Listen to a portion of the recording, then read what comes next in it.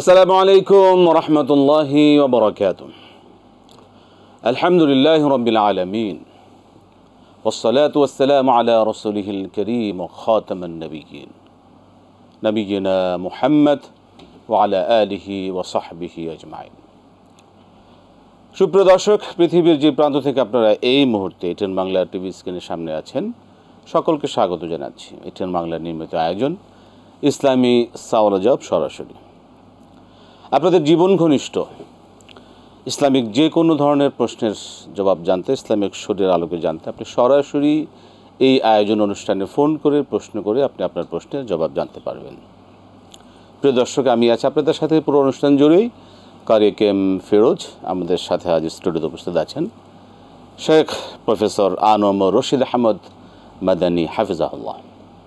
আসসালামু আলাইকুম রহমতুল্লাহি ওয়া বারাকাতুহু। ওয়ালাইকুম সালাম রহমতুল্লাহ। সালাম শেখ, বারাকাল্লাহু ফিকুম। আহসান, আপনাকে স্বাগত। আমরা যাব ইনশাআল্লাহ। প্রিয় দর্শক, যথারীতি আপনাদের স্মরণ করিয়ে দিচ্ছি, যারা আমাদের সাথে যুক্ত হচ্ছেন আপনি প্রশ্ন করার সুযোগ পাচ্ছেন। আপনি যখন আমাদের সাথে সরাসরি কথা বলছেন, মনে করে আপনি আপনার টিভি সেটের টেলিভিশন ভলিউমটা কমিয়ে আমাদের সাথে কথা বলবেন। আমরা যাব সরাসরি প্রশ্নের মধ্যে। মাসে অনেকেই নক করছেন, সেটা আমরা প্রশ্ন নিতে পারি ইনশাআল্লাহ। জি বিসমিল্লাহ, শুরু করছি আমরা। কে আছেন দর্শক, বলুন কি প্রশ্ন আপনার? আসসালামু আলাইকুম। ওয়ালাইকুম আসসালাম ওয়া রাহমাতুল্লাহি ওয়া বারাকাতুহু। হুজুর, আমি ধরম প্রশাসন অফিস থেকে ইনুস বলছিলাম। জি ইনুস সাহেব বলুন। হুজুর, ভালো আছেন আপনি? আলহামদুলিল্লাহ আলহামদুলিল্লাহ। জি ইনুস সাহেব, আজকে চারটে প্রশ্ন হুজুর। প্রথম প্রশ্ন হলো, আমাদের ইসলামের চার খলিফাদেরকে খোলাফায়ে রাশিদিন বলা হয় কেন? হ্যাঁ। 2 নম্বর প্রশ্ন হলো, হুজুর চার খলিফার প্রত্যেকেরই একটা উপাধি ছিল, এই উপাধির পিছনের গল্পটা কি ছোট আকারে বলতেন। আর 3 নম্বর প্রশ্ন হলো, হযরত উসমান রাদিয়াল্লাহু আনহু প্রতি রাকাতে একবার কুরআন খতম দিতেন, এটা কি হাদিস দ্বারা সমর্থিত? আর 4 নম্বর প্রশ্ন হলো, হুজুর ইসলামের ইতিহাসে ঐতিহাসিক হুদাইবিয়া সন্ধি আমাদের মুসলমানদের কি লাভ হয়েছিল? হুদাইবিয়াতে আমাদের কি লাভ ছিল? জি জি ধন্যবাদ, আমরা শুনবেন ইনশাআল্লাহ। জি আমরা যাচ্ছি আরেকটা প্রশ্ন শেখ নিয়ে নিই, দর্শক অপেক্ষা আছেন। জি দর্শক বলবেন। আসসালামু আলাইকুম। ওয়ালাইকুম সালাম রাহমাতুল্লাহ। আসসালামু আলাইকুম। ওয়ালাইকুম সালাম, বলুন। আমি চিটাগাঙ্গের কামাল বলতেছি। জি কামাল সাহেব বলুন, কি প্রশ্ন? আমার প্রশ্ন হচ্ছে যে আমরা এই কাউকে মানে যদি ডিরেক্টর থেকে মানে কষ্ট থেকে ভর দোয়া দিলে, এটা কি ভর দোয়াটা কি আমার গুনাহ হবে? যে কোনো কিছু যে কোনো রকমের মানে কষ্ট পায়, যদি ভর দোয়াটা দেয় অন্য কাউকে, মানে যদি কষ্ট দেয় যেন ওকে মানে কিছু করতে পারবো না এই সময়, মানে দোয়াটা মন থেকে আসবে, জি এটাকে গুনাহ হবে? আমার গুনাহ হবে? ধন্যবাদ। তারপরে হচ্ছে দেখি আমরা যে নামাজের মধ্যে পড়ি, বিচির পড়ি, একটা বিচির কি এক রাকাত করতে পারবো না? ধন্যবাদ। রাকাত করবো, তারপরে সেটা একটা হিসেবে লিখেছি, একটা অন্য সময় বলবো। ঠিক আছে, ওয়ালাইকুম আসসালাম রাহমাতুল্লাহ। জি শেখ, আমরা শুরু করব ইনশাআল্লাহ। আল্লাহুম্মা লাকাল হামদু হামদাশ শাকিরিন ওয়া সাল্লি ওয়া সাল্লিম আলা রাসূলিকাল আমিন ওয়া আলিহি ওয়া সাহবিহি ওয়া মান তাবি'আহুম বিইহসানিন ইলা ইয়াউমিদ্দিন। আল্লাহুম্মা লা ইলমা লানা ইল্লা মা 'আল্লামতানা ইন্নাকা আনতাল আলিমুল হাকীম। খুলাফা রাশিদুন, 4 খলিফা আবু বকর, উমর, উসমান, আলী রাদিয়াল্লাহু আনহুম ওয়া রাদু আনহু। রাসূল সাল্লাল্লাহু আলাইহি সাল্লামের এক হাদিস থেকে ইঙ্গিত পাওয়া যায় যে এরা খুলাফা রাশিদিন। রাসূল সাল্লাল্লাহু বলেছেন যে আমার পরে তোমরা অনেক বিরোধ দেখবে, সাতারাউনা ইখতিলাফান কাসীরা, তখন তোমাদের করণীয় হবে তখন আমার সুন্নাত এবং খুলাফা রাশিদিন সুন্নাতকে আঁকড়ে ধরবে। তামাসসাকু বিসুন্নতি ওয়া সুন্নাতিল খুলাফাইর রাশিদিন আল মাহদিয়িন বা'দি, হেদায়েত প্রাপ্ত খলিফা। এই জন্য গোটা উম্মাহ এই 4 জনকে খুলাফা রাশিদুন হিসেবে মেনে নিয়ে সে স্বীকৃতি দিয়েছে। দ্বিতীয় প্রশ্ন, তার এই 4 জন খলিফার ভিন্ন ভিন্ন উপাধি রয়েছে, এই উপাধিগুলো কি কারণে সংক্ষেপে একটু? আবু বকর রাদিয়াল্লাহু তাআলা আনহুকে সিদ্দিক বলা হয়, রাসূল সাল্লাল্লাহু আলাইহি ওয়াসাল্লাম বলেছেন মেরাজের পর তিনি আবু বকর রাদিয়াল্লাহু তাআলা আনহুর কাছে মুশরিক নেতারা গিয়ে বললেন যে তোমার রাসূল তো এই সব কথা বলতেছে যে এই রাতেই সে মক্কা থেকে বাইতুল মুকাদ্দাস গিয়েছেন, সেখান থেকে 7 আকাশ, তার উপরেও, এবার তুমি বুঝো কি করবা। আবু বকর রাদিয়াল্লাহু তাআলা দৃঢ়তার সাথে বললেন, তিনি কি আসলে বলেছেন? হ্যাঁ বলেছেন, চলো হারামের কাছে সে আছে, যদি বলে থাকেন সঠিক বলেছেন, এই জন্য সিদ্দিক বলা হয়। ওমর ফারুক রাদিয়াল্লাহু আনহুর ব্যাপারে এইভাবেই কথা আসছে। আর ওসমান রাদিয়াল্লাহু যুন্নুরাইন বলা হয়, যে রাসূল সাল্লাল্লাহু আলাইহি ওয়াসাল্লাম 2 মেয়ে তিনি বিয়ে করেছেন, রুকাইয়া এবং উম্মে কুলসুম। আর আলী রাদিয়াল্লাহু তাআলাকে আসাদুল্লাহ বলা হয়, তার সাহসিকতার জন্য তাকে এই খেতাব দেওয়া হয়েছে। 3 নম্বর, সংক্ষেপে এতটুকু, কারণ এছাড়া আরো অন্যান্য অনেক রয়েছে। কোরআন খতম হচ্ছে হযরত ওসমান রাদিয়াল্লাহু তাআলা আনহু এক রাকাতে 1 খতম কোরআন পড়েছেন, এটা কি হাদিস দ্বারা সমর্থিত কিনা? ওসমান রাদিয়াল্লাহু তাআলা 1 রাকাতে 1 খতম কোরআন মজিদ পড়েন। আপনি কি বলেন, এটা কি সম্ভব? না, মোটেই সম্ভব না। এগুলো মানে কল্পনা প্রসূত গল্প। জি, হুদায়বিয়া সন্ধি, হুদায়বিয়া সন্ধি মুসলমানদের উপকার হয়েছে। হুদায়বিয়া সন্ধিকে আল্লাহ সুবহানাহু ওয়া তাআলা ফাতহে মুবিন বলেছে, ইন্না ফাতাহনা লাকা ফাতহাম মুবিনা। পরবর্তী পর্যায়ে যে মক্কা বিজয়, এই মক্কা বিজয়ের মূলে কিন্তু হুদায়বিয়া সন্ধি, এবং মক্কা বিজয়, তারপর তাবুক পর্যন্ত যাওয়া, ইসলামের প্রচার ও প্রসার, আর এই যে মক্কা মদিনার বাইরে ব্যাপক অঞ্চলে আরব উপদ্বীপের প্রসারিত হয়েছে, এর মূল হচ্ছে হুদায়বিয়া সন্ধি। জি, কষ্ট থেকে যদি কাউকে বদ দেওয়া হয়, বদদোয়া দেওয়া হয়, সেটা কি যিনি বদদোয়া দেন তার গুনাহ হবে কিনা? আসলে 3টি দোয়া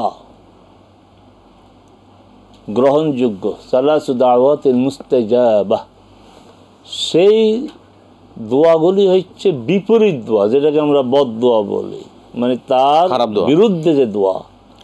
সেই দোয়া হচ্ছে পিতামাতার দোয়া, সেই দোয়া হচ্ছে মাজলুমের দোয়া, আর আরেকটা হচ্ছে আপনার ন্যায়পরায়ণ শাসকের দোয়া। এই দোয়াগুলো কবুল হয়, দোয়া পক্ষের বিপক্ষের, পক্ষের দোয়া কবুল হওয়া না হবে ওর অনিশ্চয় থাকলো, এইসব দোয়া কবুল হয়। দোয়া বলতে এগুলি বদদোয়া। হ্যাঁ, ক্ষমা করে দাও উত্তম, বারবার কোরআন মজিদে বলা হয়েছে ক্ষমা করে দাও, ক্ষমা করা উত্তম। ক্ষমা যদি কেউ করতে না পারে, তার অকল্যাণে দোয়া করে, যদি মাজলুম হয়, সেই দোয়া কবুল হবে। সালাতুল, কিন্তু যিনি করলেন, হ্যাঁ, ওনার কি কোনো গুনাহ হবে? মানে গুনাহ হবে, যে দোয়া কবুল হবে সেই দোয়া যে করে তার গুনাহ হবে কেন? গুনাহ হবে না।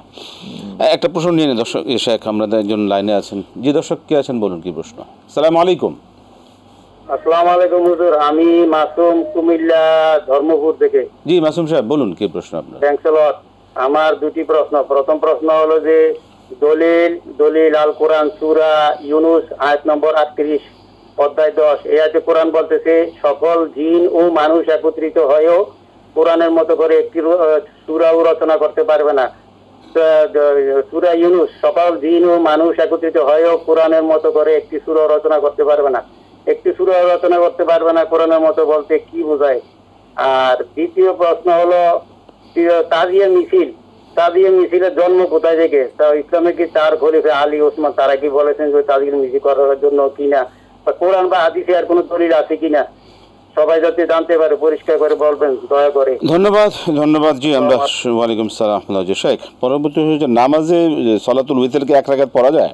সালাতুল ভিতরে যতগুলো হাদিস আছে সবগুলি 1 রাকাত। বেজোর? হ্যাঁ, বেজোর না, 1 রাকাত। রাকাতান ওয়াহিদাতান তুতিরু লাহু মা সাবাক, তুতিরু লাহু মা সাল্লা, এইভাবে এসেছে যতগুলো হাদিস। আচ্ছা, এখন কথা হচ্ছে এই 1 রাকাতেই নাকি এর আগে রাকাত আছে? প্রশ্নটা ওইটা। হ্যাঁ, এর আগে রাকাত আছে। এর আগে 2 রাকাত, তাহলে 3 রাকাত হলো। এর আগে 4 রাকাত, তাহলে 5 রাকাত হলো, এর আগে 6 রাকাত, 7 রাকাত হলো। আমাদের যে অঞ্চলে 3 রাকাত থেকে নির্ধারিত করা হয়েছে এটা সুন্নাহ পরিপন্থী। কারণ 3 রাকাত রাসূল সাল্লাল্লাহু আলাইহি ওয়াসাল্লাম কর্তৃক নির্ধারিত নয়। রাসূল ইসলাম 3 পড়েছেন, 5 পড়েছেন, 7 পড়েছেন, 9 পড়েছেন, 11 রাকাত পড়েছেন। এখন 11 রাকাতের মধ্যে যদি তাহাজ্জুদের বিষয়টা এসে যায়, আসতে পারে যে 8 রাকাত তাহাজ্জুদ, 3 রাকাত ভিতর, ভালো করে বুঝতে হবে। আচ্ছা, 9টা রাকাতের মধ্যেও আপনি তাহাজ্জুদকে আলাদা করতে পারেন যে 8 রাকাত তাহাজ্জুদ, 1 রাকাত ভিতর। কিন্তু 7 রাকাতকে কী করবেন, 5 রাকাতকে কী করবেন? আবু আইয়ুব আনসারী রাদিয়াল্লাহু তাআলা থেকে স্পষ্ট হাদিস, মান আহাব্বা আন ইউতিরা বিসাবইন ফালইউতির। কেউ যদি 7 রাকাত ভিতর পড়তে চায় পড়বে। ওমান আহাব্বা আন ইউতিরা বিখামসিন ফালইউতির। 5 রাকাত কেউ পড়তে চায় পড়বে। ওমান আহাব্বা আন ইউতিরা বিসালাস, 3 রাকাত পড়তে চাইলে পড়বে। ওমান আহাব্বা আন ইউতিরা বিওয়াহিদাতিন ফালইউতির। যে চাইবে 1 রাকাত পড়বে। এই হচ্ছে ভিতরের বিষয়। তাহলে আমরা যদি সুন্নাহ থেকে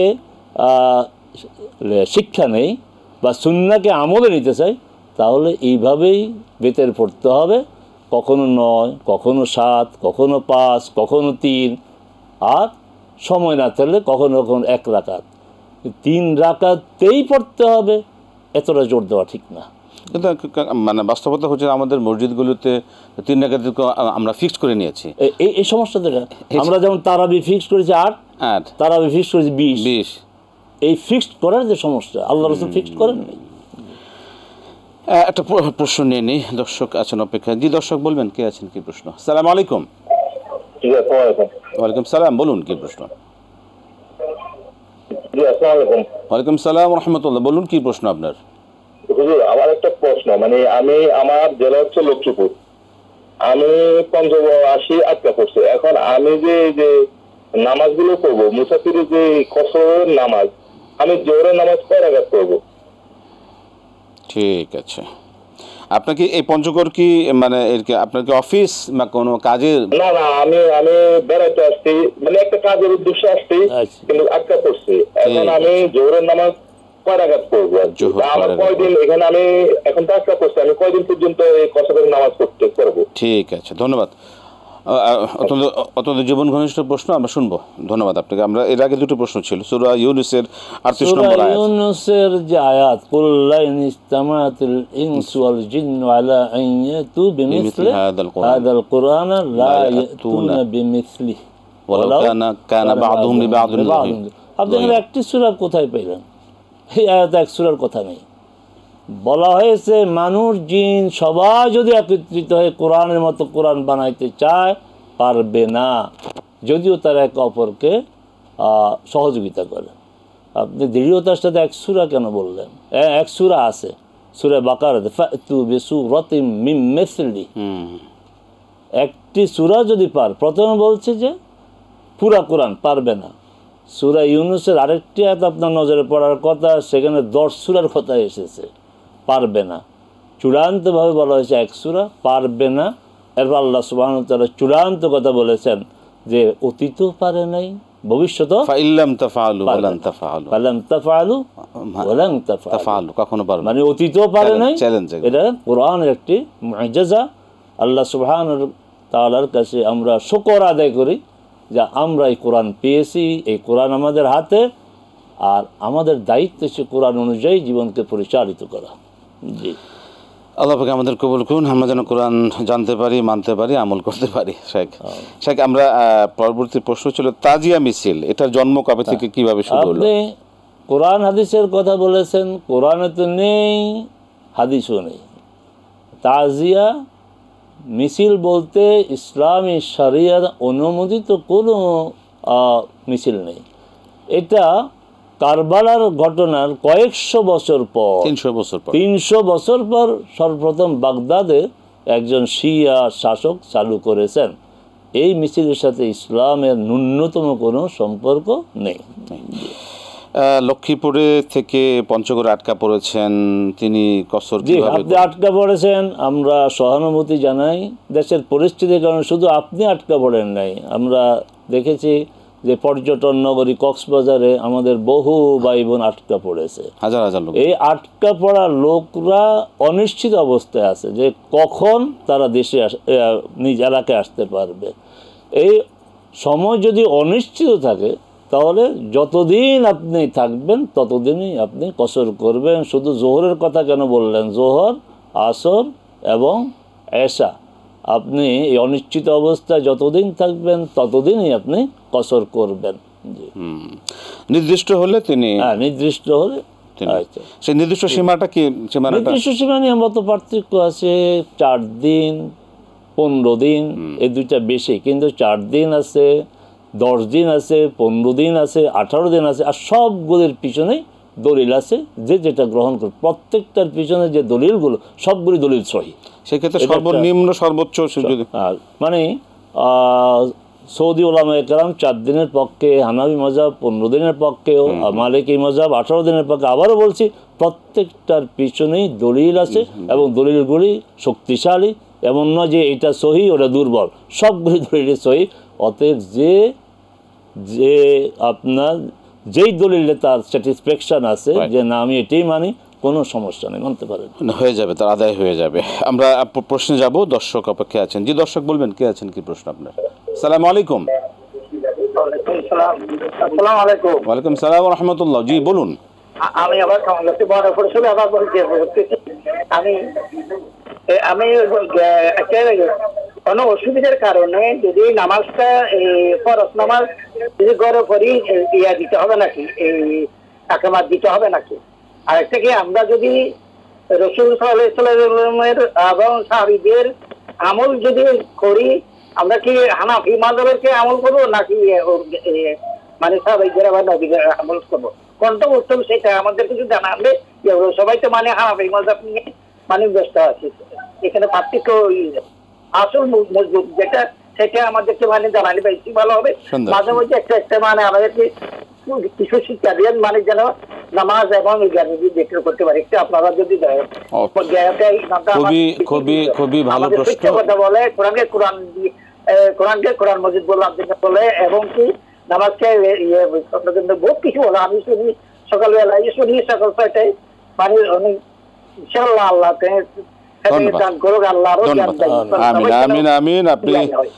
আপনাকে কবুল করুন, এর উত্তম জাযাকায়ে দান করুন। ধন্যবাদ। একটা প্রশ্ন আমরা নিয়ে নিই, দর্শক অনেকেই অপেক্ষা আছেন। জি দর্শক, বলবেন। আসসালামু আলাইকুম।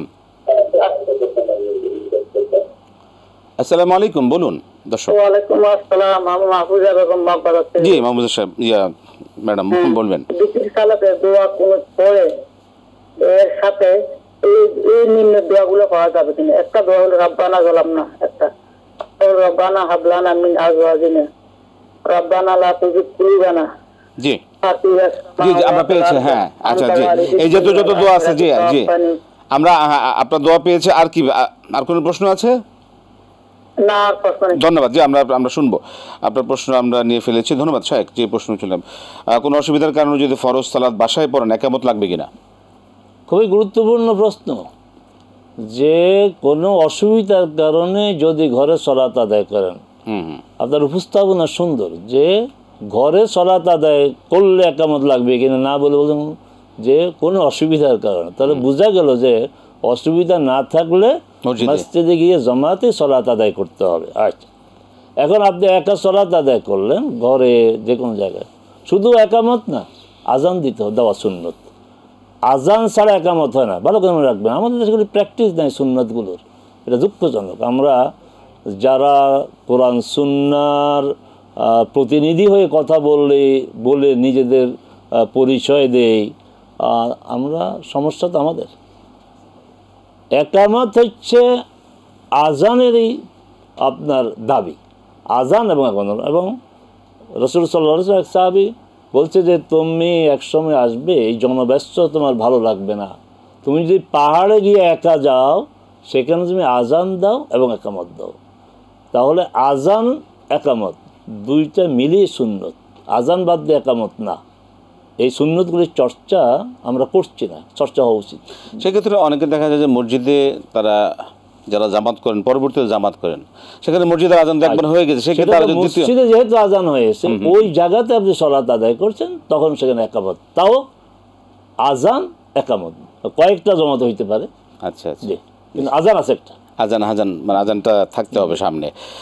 আমরা একটা খুবই প্রাসঙ্গিক এবং খুব গুরুত্বপূর্ণ প্রশ্ন, যে আমরা কি হানাফি স্কুল অফ থটটাই ফলো করব, না যেখানে সহিহ হাদিস সহ সাহাবায়ে কেরামের যে সহিহ হাদিস, সেটা গুরুত্বপূর্ণ প্রশ্ন। জি, এই প্রশ্নের জবাবে সৌদি আরবের যে সর্বোচ্চ উলামা পরিষদ যেটা আছে, যেটাকে তারা আরবিতে হাইয়াতুল কিবারুল উলামা বলা হয়, আলেমদের একদম সর্বোচ্চ বলি, সেখানে সালেহ আল ফাউজান হাফিজাহুল্লাহ এখন জীবিত আছেন, চমৎকার বলেছেন যে যেই দেশে যেই মাযহাব আছে ওইটাই মানবা, তবে সহিহ সুন্নাহ যদি পাও তখন তুমি সহিহ সুন্নাহটাই মানবা।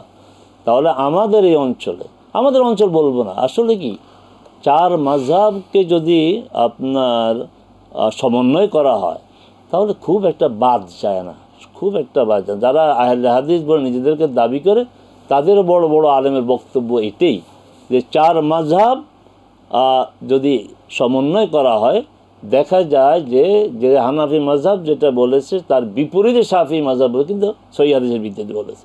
অতএব হানাফি মাযহাবের থেকেই সহিহ হাদিস অনুসরণ করা যায়। সহিহ হাদিস অনুসরণ ক্ষেত্রে হানাফি মাযহাব কোনো বাধা না।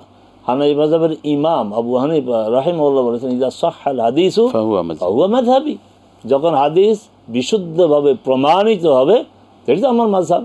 তাহলে এই দৃষ্টিতে আবু হানিফা রাহিমাহুল্লাহকে আহলে হাদিসের ইমাম বলা যায়, কারণ তিনি হাদিস অনুসরণ করতে বলেছেন। এবং আরেক জায়গায় তিনি বলেছেন যে ইজা খালাফা কাউলি কিতাবাল্লাহ ওয়া খাবরা রাসূল সাল্লাল্লাহু আলাইহি সাল্লাম ফাতরুকু কাউলি, যদি দেখো যে আমার কথা কিতাবুল্লাহ আল্লাহর কোরআন, রাসূল সাল্লাল্লাহু আলাইহি সাল্লাম থেকে বর্ণিত হাদিসের বিপরীত হয়, তাহলে আমারটা ছেড়ে দাও। তাহলে এর চেয়ে হাদিস অনুসরণকারী আর কি হতে পারে? চমৎকার, আহসান শেখ, মাশাআল্লাহ, বারাকাল্লাহ। আমরা একটা প্রশ্নে যাব, দর্শকে অনেকে অপেক্ষা আছেন, যে প্রশ্নটা আমাদের জি আসসালামু আলাইকুম, দর্শক বলবেন। আসসালামু আলাইকুম। ওয়ালাইকুম আসসালাম ওয়া রাহমাতুল্লাহ, জি বলুন। ওয়ালাইকুম আসসালাম। আপনি প্রিয় দর্শক, আপনি আপনার টেলিভিশনের ভলিউমটা কমিয়ে মেহরবানি করে কথা বলুন। জি বলবেন। আমি জি, আমার ছিল যে মানুষের যে অসুখ বিসুখ হয়, বিশেষ করে রোগ এবং জ্বর হলে পরে হাদিসে কি বলা হয়েছে, যে জ্বরটা শুনেছি যে মুমিনের জন্য অনেক কল্যাণের, এবং জ্বরকে নাকি গালি দিতে হয় না, এবং মানুষের উপরে এবং মানুষের উপরে যে বিপদ আপদ হয়। ধন্যবাদ। আমরা প্রশ্ন পেয়ে গেছি প্রিয় দর্শক, যে অসুখ বিসুখে হলে আমাদের কোন হাদিস কি বলে এর পক্ষে। ধন্যবাদ, আমরা শুনবো। শেখ, এর আগে একটা প্রশ্ন ছিল যে দোয়ায় কুনুতে কি অন্য দোয়া পড়া যাবে কিনা? প্রথম কথা হচ্ছে, আপনি দোয়ায়ে কুনুতের পরে যে রব্বানা যালামনা আনফুসানা, রব্বানা আতিনা ফিদ দুনিয়া, রব্বানা, অনেকগুলি দোয়া আপনি বলতে চেয়েছেন। সংক্ষেপে এটা বলা যায় যে অন্য কোনো দোয়া পড়া যাবে না, কোরআনের ভাষায় দোয়া করা যাবে না। কোরআন, এগুলি সব কোরআনের আয়াত, কোরআনের আয়াত দিয়ে নামাজ সালাতের ভিতরে দোয়ায়ে কুনুত বা দোয়ায়ে মাসুরা বলা যাবে না। সেখানে ভাষার পরিবর্তন করতে হবে। কিভাবে?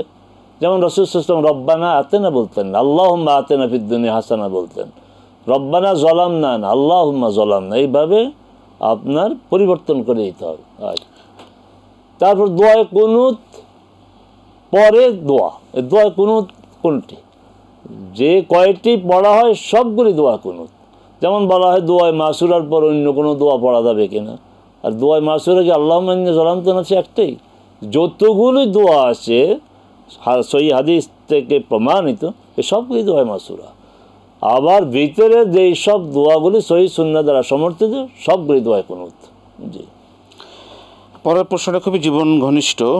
অসুখ বিসুখে একজন মুসলমানের, ইমানদারের কি অনুভূতি, কি তার হওয়া উচিত, কোরআন সুন্নাহ কি ব্যাখ্যা রয়েছে? মুমিনের জীবনটা একটা সার্থক জীবন, ভালো কিছু হলে সে আলহামদুলিল্লাহ বলবে, শুকর আদায় করবে, এটা তার জন্য কল্যাণকর।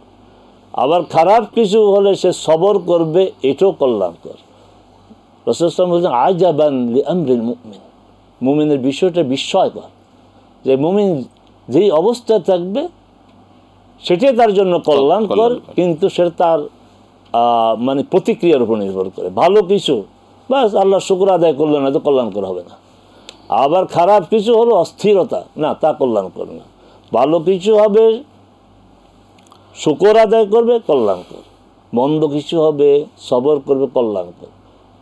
একটি হাদিস। আরেকটি হাদিস রাসূল সাল্লাল্লাহু আলাইহি ওয়াসাল্লাম বলেছেন যে মুমিনের যা কিছু হবে, এমনকি পথ চলতে গিয়ে যদি একটু পাথরের আঘাত খায়, কাটা বিধে, এই প্রত্যেকটাই জন্য তাকে প্রতিদান দেওয়া হবে। তার অসুখ রোগ এগুলির প্রতিদান পাওয়া যাবে যদি সে সবর করে। হ্যাঁ, হাদিসে এভাবে আছে যে তোমরা মানে জ্বরকে গালি দিও না, জ্বরকে না, কোনো রোগকে গালি দিতে নাই। আর জ্বরের বিষয়ে এখানে প্রশ্নক্রম ওই হাদিসটি আমাদের সামনে আসা দরকার। আমাদেরকে একসময় বলা হয়তো জ্বর আসলে ঠান্ডা লাগানো যাবে না। গ্রামে তখন তো এত কম্বলের প্রচলন ছিল না, কাঁথা ছিল, কাঁথা দিয়ে ঢেকে দেওয়া হতো, ল্যাপ দিয়ে ঢেকে দেওয়া হতো। অথচ ১৫০০ বছর আগে রাসূল সাল্লাল্লাহু আলাইহি ওয়াসাল্লাম বলছেন যে ইন্নাল হুম্মা মিন ফাইহি জাহান্নাম ফাবরিদুহা বিল মা, জ্বর হচ্ছে জাহান্নামের তাপ, এই তাপকে তোমরা পানি দিয়ে ঠান্ডা করো। এখনকার ডাক্তাররা তাই বলে, শাওয়ার নাও এবং গা স্পঞ্জ করে পানি দিয়ে। তাহলে ১৫০০ বছর আগে মুহাম্মদ সাল্লাল্লাহু আলাইহি ওয়াসাল্লাম যে ট্রিটমেন্ট দিয়ে গিয়েছেন, ওই ট্রিটমেন্টটা এখন দেওয়া হচ্ছে। চমৎকার, আহসান, মাশাআল্লাহ। আমরা যাচ্ছি পরবর্তী দর্শকের কাছে। দর্শক বলবেন কি আছেন প্রশ্ন আপনার? আসসালামু আলাইকুম। আসসালামু আলাইকুম। ওয়ালাইকুম সালাম ওয়া রাহমাতুল্লাহ। জি বলুন। আমি গোরাখাও বিদ্যুৎ কেন্দ্র থেকে বলছি। জি বলেন। ওই যে আমাদের নবীজি সোমবার আর ওই বিশ্বের রোজা রইতো, তা আমি আর কিছু ফরজ রোজা আছে, আমার কি ওই রোজার ওই নাকি হইলে নফল মানিয়ে নিতে হবে? আমি তো ওইটা জানি না, ওইটার জন্য প্রশ্ন করছি। মানে আপনি রোজাগুলি, আপনার ফরজ রোজাগুলি কিভাবে রাখবেন, ওর সাথে মিলিয়ে রাখতে চাচ্ছেন? না, আমি তো আগে রাখছি হইলে সোমবার আর বিশ্বের রাখছি। এখন শুনতে আছি যে নবীজি নাকি রাখছে রোজা হইলে ওই নফল রোজা সোমবার আর বৃহস্পতিবার। এখন কি আমি রোজা রাখতে পারবো হইলে ফরজ রোজা? সোমবার আর বৃহস্পতিবার রাখতে পারবেন কিনা? হ্যাঁ, ঠিক আছে, জি ভালো প্রশ্ন, ধন্যবাদ। জি শুনুন, শাহেখ এই বিষয়ে জবাব দিচ্ছেন। আর কোনো প্রশ্ন আছে আপনার? না, অনেক ধন্যবাদ। জি শেখ। আল্লাহ সুবহানাহু ওয়া তাআলা তার বান্দা বান্দীদেরকে বেশি দিতে চান, কিন্তু আমরা অনেকে বেশি নিতে চাই না। সোমবার আপনার যে ফরজ ভাঙতে রোজাগুলো, আপনি ভালো প্রশ্ন করেছেন, অনেকে রাখতে চায় না, অবহেলা করে। ফরজ যে ভাঙতি রোজাগুলো, বিশেষ করে আমাদের মা বোনদের, পরবর্তী রমজানের আগে রেখে ফেলতে হবে যত দ্রুত সম্ভব। এটা তো ফরজ, তার দায়িত্বে এটা থাকবে, কিন্তু অনেকে অবহেলা করে। আর পরবর্তী রমজানের আগে তো রাখেই না, দেখা যাচ্ছে কয়েক বছরের রোজা তার এইভাবে জমা হয়ে যায়। তো প্রথম কথা হচ্ছে ফরজ রোজা রাখতে হবে। দ্বিতীয়, সোমবার বৃহস্পতিবার রাসূল সাল্লাল্লাহু আলাইহি ওয়াসাল্লাম রোজা রাখতেন, বলেছেন যে এই ২ দিন তুরাদুল আমাল, আল্লাহর কাছে আমলগুলি পেশ করা হয়। আনা উহিব্বান ইউরাদ আমালি ওয়া আনা সাইম, আমি চাই যে আমার আমলটা আল্লাহর কাছে এইভাবেই পৌঁছবে যে আমি রোজাদার। তা আপনি এটা বুদ্ধিমানের কাজ করেন, সেটা হচ্ছে সোমবার বৃহস্পতিবার রাখেন, ফরজ যে নিয়ত করবেন, সাথে আপনি অটো এটা নফলের সওয়াব পাবেন, ফরজও আদায় হবে, আর এই 2 দিনের যে নফল সওমের যে মর্যাদা, ওই মর্যাদা পাবেন ইনশাআল্লাহ। সেই ক্ষেত্রে তিনি একটু কনফিউজ, নিয়ত করতে হবে ফরজ। হ্যাঁ হ্যাঁ, নিয়ত ফরজ। তিনি একটু কনফিউজ যে রাসূল সাল্লাল্লাহু আলাইহি ওয়াসাল্লাম রেখেছেন নফল রোজা, কিন্তু আমি রাখতেছি ফরজ, এটাকে রাসূলের উল্টা হয়ে গেল কিনা, এই জন্য কোনো গুনাহগার হবে কিনা? রাসূল সাল্লাল্লাহু আলাইহি ওয়াসাল্লাম তো কোনো আপনার সওম কাজা হয় নাই, আচ্ছা আচ্ছা, তিনি নফল হিসেবে রেখেছেন। সেক্ষেত্রে তিনি ফরজ রোজা রাখতে তিনি আগে পূরণ করবেন। শরিয়ার পরিভাষায় একটা বিষয় এখানে বলা দরকার, সেটা বলা হয় ইজতিমাউন নিয়্যা, একই কাজে একাধিক নিয়ত করা, একই কাজে একাধিক নিয়ত। যেমন যদি জুমাবার শুক্রবারে ঈদের দিন হয়, তাহলে ঈদের জন্য গোসল করা সুন্নত, আবার জুমার দিন গোসল করা সুন্নত। এখন গোসল কি দুইটা করবো? যে গোসল করে উঠলাম, গা মুছলাম, আবার গোসল কেন? যে প্রথমটা করছি ঈদের জন্য, পরেরটা করছি না না না, তাহলে আপনি এখানে কাজ একটা নিয়ত করবেন দুইটা। এটাকে ইজতিমাউ নিয়াত বলা হয়, যে কয়েকটা নিয়তকে একত্রিত করা। তো এখানেও আপনি বৃহস্পতিবার, সোমবার রোজা রাখবেন ফরজ নিয়তে, যেহেতু ফরজ, আর সাথে আল্লাহ রাসূল সাল্লাল্লাহু আলাইহি ওয়াসাল্লাম এই 2 দিন সিয়াম রেখেছেন, আমাকে তুমি ওই মর্যাদা দিও, আল্লাহ দিবেন, আল্লাহ মর্যাদা দিবেন। চমৎকার। জি, একটা সুযোগ আমাদের জরুরি আছে, আমরা যাচ্ছি দর্শকের কাছে। দর্শক বলবেন কে আছেন, কি প্রশ্ন? আসসালামু আলাইকুম। ওয়ালাইকুম আসসালাম, আমি ঢাকা সাভার থেকে বলছি মাসুদা। জি বলবেন। আমার একটা প্রশ্ন হচ্ছে যে ফরজ নামাজের আয়াতুল কুরসি পড়লে নাকি জান্নাত বাকি থাকে, মৃত্যু বাকি থাকে জান্নাতে যাওয়ার। তো এখন এই আয়াতুল কুরসিটা কখন পড়ে? সালাম ফিরানোর পরে না সালাম ফিরানোর আগে? ঠিক আছে, আচ্ছা জি ধন্যবাদ। জি শুনুন শেখ, আপনার প্রশ্নের যে জবাব আছে, আপনি বললেন ফরজ নামাজের পর, তাহলে নামাজের আগে কিভাবে হবে? নামাজের আগে তো আপনি সালামের আগে তাশাহুদ পড়বেন, দুরূদ পড়বেন, দোয়া মাসুরা পড়বেন, সেখানে আয়াতুল কুরসি পড়বেন কিভাবে? সালাম ফিরিয়ে প্রথমে 3 বার আস্তাগফিরুল্লাহ পড়বেন, তারপর আল্লাহুম্মা আনতাস সালাম ওয়া মিনকাস সালাম তাবারাকতা ইয়া যাল জালাল পড়বেন, তারপর আয়াতুল কুরসি পড়বেন, তারপরে সূরা ইখলাস, সূরা ফালাক, সূরা নাস, তারপরে তাসবিহগুলো 33 বার যে তাসবিহগুলো আছে, সুবহানাল্লাহ, আলহামদুলিল্লাহ, আল্লাহু আকবার, এই তাসবিহগুলো পড়বেন। সেক্ষেত্রে হাদিসটা যদি একটু বলে দেন শেখ আমাদের, যে ফজিলত আয়াতুল কুরসি পড়ার, যে ফজিলত, আয়াতুল কুরসি পড়ার ফজিলত আমরা এই অনুষ্ঠান থেকে একাধিকবার বলেছি। দৈনিক 8 বার আয়াতুল কুরসি পড়ার বিধান রাসূল সাল্লাল্লাহু আলাইহি ওয়াসাল্লাম দিয়েছেন। 5 ওয়াক্ত সালাতের পর 5 বার, সকালে 1 বার, সন্ধ্যায় 1 বার, আর ঘুমানোর সময় একবার, ঘুমানোর সময়। তো প্রত্যেকটা আলাদা ফজিলত আছে। ফরজ সালাতের পরে আয়াতুল কুরসি পড়ার অর্থ হচ্ছে মৃত্যু আর তার মাঝে জান্নাত, তার এবং জান্নাতের মাঝে ব্যবধানটা হচ্ছে, পার্থক্যটা যে মৃত্যু, মানে মারা গেলেই সে জান্নাতে যাবে। তবে এই আয়াতুল কুরসি যে আমরা পড়ব, আয়াতুল কুরসি এখানে আল্লাহর সার্বভৌমত্ব, আল্লাহর তাওহীদের কথা আছে, বুঝে শুনে পড়তে হবে। বুঝে শুনে পড়া ছাড়া এইভাবে পড়লে ওই মর্যাদা পাওয়া যাবে না। শুরু থেকে শেষ পর্যন্ত 10টি বক্তব্য আছে আয়াতুল কুরসিতে, এগুলি বুঝে পড়বেন, ইনশাআল্লাহ এই মর্যাদা পাওয়া যাবে, অর্থসহ বুঝে উপলব্ধি করে। জি আহসান, মাশাআল্লাহ। আমরা যাচ্ছি পরবর্তী দর্শকের কাছে। দর্শক বলবেন কে আছেন, কি প্রশ্ন আপনার? আসসালামু আলাইকুম। আসসালামু আলাইকুম। আসসালামু আলাইকুম। ওয়ালাইকুম সালাম। জি বলুন। জি আমি আমার প্রশ্নটা ছিল যে আজানের জবাব দেওয়া ওয়াজিব, ঠিক আছে? তো আমরা আর কি অনেক সময় দেখা গেছে টয়লেটে থাকি, টয়লেটে থাকাকালীন দেখা গেছে এই আমাদের নবীজির যে নামটা আসে, ঠিক আছে, তখন দেখা গেছে আমাদের দুরূদটা পড়তে হয়, সাল্লাল্লাহু আলাইহি ওয়াসাল্লাম বলতে হয়। তখন আমাদের করণীয় কি? যেহেতু বাথরুমে আল্লাহর নামও নেওয়া যায় না, ঠিক আছে, তখন আমরা কি করব? জি ঠিক আছে, অনেক ধন্যবাদ। জি আমরা শুনছি আপনার বিষয়। শেখ কি করবেন? টয়লেটে থাকা অবস্থাতে আপনি আজানের জবাবই দিতে পারবেন না, আর সাল্লাল্লাহু আলাইহি ওয়াসাল্লাম কখন পড়বেন? টয়লেটে থাকা অবস্থায় আজানের জবাব দিবেন না, আপনি যখন বাইরে থাকবেন জবাব দিবেন। হ্যাঁ, যদি আপনি চান তাহলে টয়লেট থেকে বের হয়ে আজানের জবাব দিতে পারবেন। কারণ রাসূল সাল্লাল্লাহু আলাইহি ওয়াসাল্লাম বলছেন, যদি তোমরা আজান শুনো তো মুয়াজ্জিন যা বলে তোমরা তাই বলো। তো এখানে অনেকভাবে বলা যায়। কিভাবে? আল্লাহু আকবার, আল্লাহু আকবার, আমি বলবো আল্লাহু আকবার, আল্লাহু আকবার, আবার আল্লাহু আকবার, আল্লাহ, আমি বলবো আল্লাহু আকবার, আল্লাহু আকবার, এইভাবে বলা যায়। আবার পুরাটা একসাথে বলা যায়, মুয়াজ্জিন শেষ করার পরে আমি আল্লাহু আকবার থেকে শুরু করে লা ইলাহা ইল্লাল্লাহ পর্যন্ত পড়বো। কারণ এখানে সময়টা ঠিক করা হয় নাই, এই জন্য একাধিক মত এসেছে। একটা হচ্ছে মুয়াজ্জিন বলার সাথে সাথে বলা, আর একটা হচ্ছে মুয়াজ্জিন পুরো আজান শেষ করার পরে বলা। তো কেউ যদি টয়লেটে থাকে, সেই টয়লেট থেকে বের হয়ে এই মানে জবাবগুলো দিবে।